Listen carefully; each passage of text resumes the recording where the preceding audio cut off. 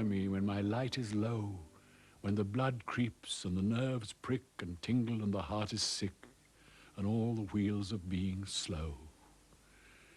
Be near me when the sensuous frame is racked with pangs that conquer trust, and time a maniac scattering dust, and life a fury slinging flame.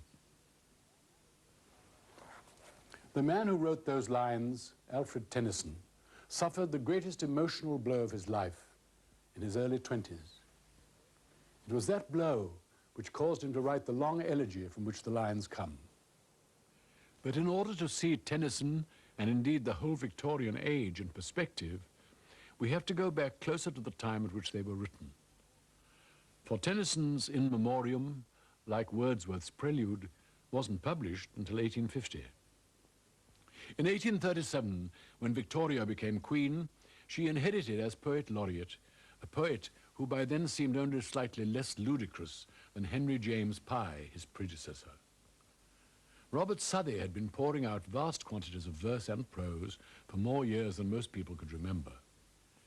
But in 1837 there were few survivors. Coleridge, Byron, Shelley and Keats, all dead. Southey himself had worked so hard that he was suffering from what was called softening of the brain. Wordsworth was still alive, aged 67, and his brain wasn't soft at all. It was hard, resolute, testily reactionary, and capable of producing verse after verse. It may have looked a dead period or a blank period, but the new men, those whom we know as Victorians, were there with talent and ambition and a potential audience. In the year of Victoria's coronation, Alfred Tennyson was 28. It was a 2-volume collection of poems in 1842 that made a wide audience realize that a powerful new poet had arrived.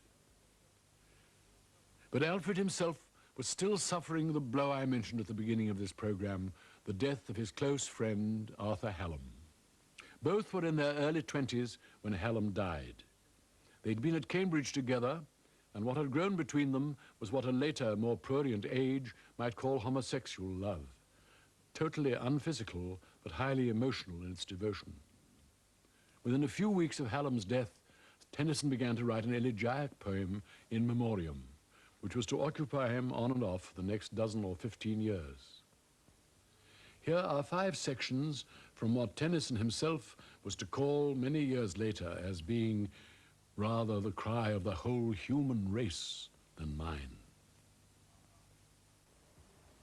Dark house, by which once more I stand, here in the long unlovely street. Doors, where my heart was used to beat so quickly, waiting for a hand that can be clasped no more. Behold me, for I cannot sleep, and like a guilty thing I creep at earliest morning to the door. He is not here. But far away the noise of life begins again, and ghastly through the drizzling rain, on the bald street breaks the blank day. The path by which we twain did go, which led by tracts that comfort well, through 4 sweet years arose and fell, from flower to flower, from snow to snow. And we with singing cheered the way, and crowned with all the season lent, from April on to April went, and glad at heart from May to May.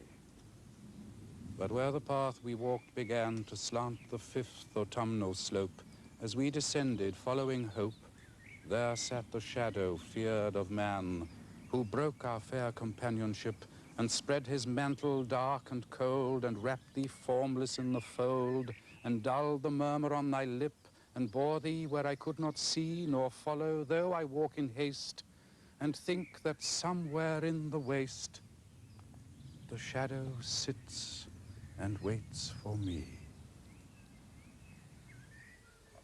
Be near me when my light is low, when the blood creeps and the nerves prick and tingle and the heart is sick and all the wheels of being slow.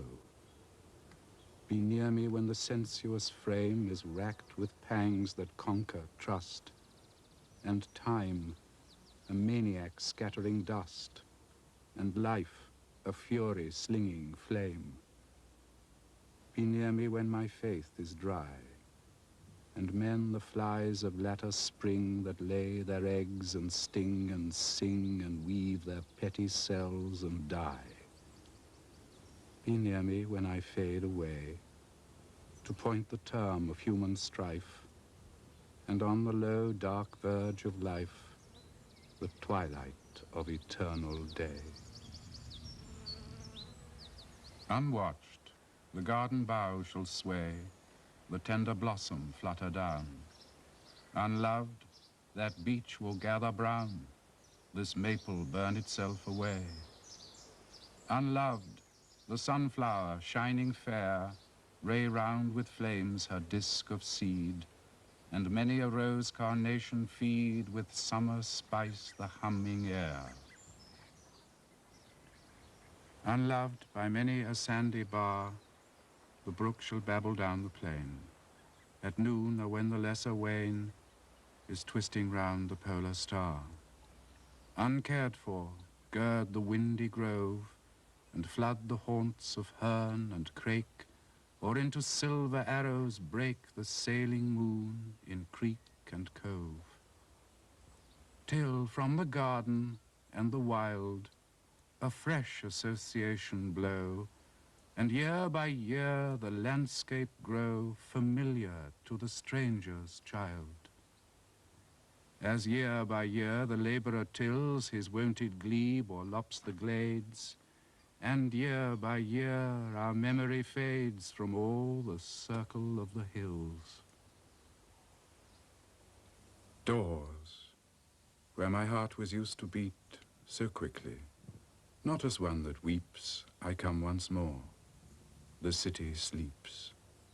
I smell the meadow in the street. I hear a chirp of birds. I see, betwixt the black fronts long withdrawn, a light blue lane of early dawn, and think of early days and thee, and bless thee, for thy lips are bland, and bright the friendship of thine eye, and in my thoughts, with scarce a sigh, I take the pressure of thine hand.